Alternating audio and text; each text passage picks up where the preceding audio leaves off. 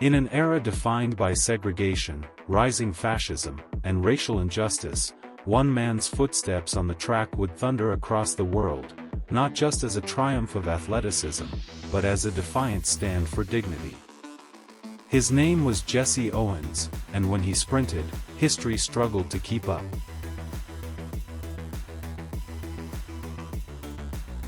Jesse Owens was born in 1913 in Oakville, Alabama, the son of a sharecropper and the grandson of slaves. Poverty was constant, discrimination even more so. His family moved north to Cleveland, Ohio, in search of better opportunities, but the pain of racism followed. As a child, Jesse worked odd jobs before and after school, delivering groceries, loading freight cars, shining shoes, all while discovering something extraordinary: he was fast. Unbelievably fast. By high school, his speed had become legendary. But the world wasn't ready for a black hero.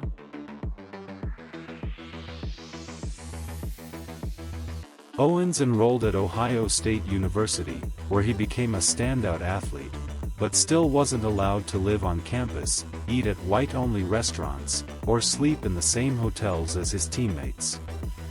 Despite the prejudice, he shattered records.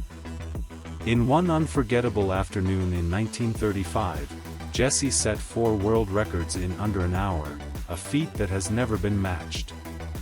And yet, his greatest moment was still to come, not in America, but on a world stage darkened by tyranny.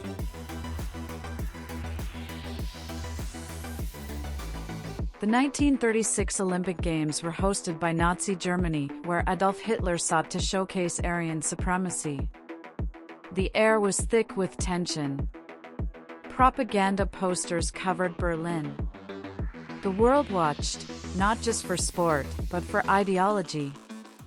And into this lion's den walked Jesse Owens, a black man from segregated America, standing beneath the swastika. With the eyes of the world, and Hitler, upon him, Owens didn't just compete.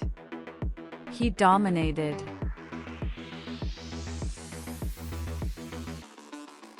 Jesse Owens won 4 gold medals, in the 100 meters, 200 meters, long jump, and 4x100-meter relay.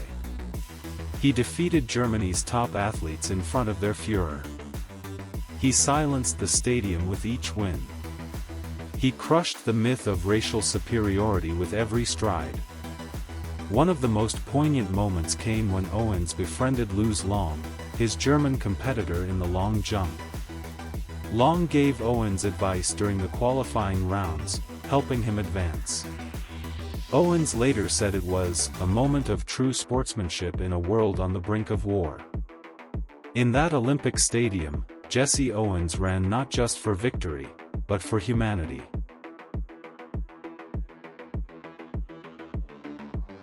Despite his triumphs in Berlin, Owens returned to the United States uncelebrated by his own president. Franklin D. Roosevelt never invited him to the White House.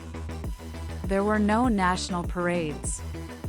He returned to a country still segregated, where he couldn't sit at the front of a bus or eat at certain diners, even as the world praised him as a hero.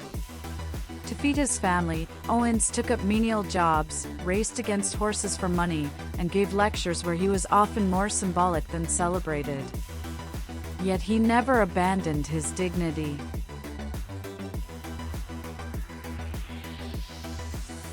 In time, America began to recognize what the world already knew. Owens received the Presidential Medal of Freedom, and later, the Congressional Gold Medal. His story became legend, not just of speed, but of strength, grace, and character. When asked how he wished to be remembered, Jesse Owens once said, "I always loved running. It was something you could do by yourself and under your own power. You could go in any direction, fast or slow as you wanted.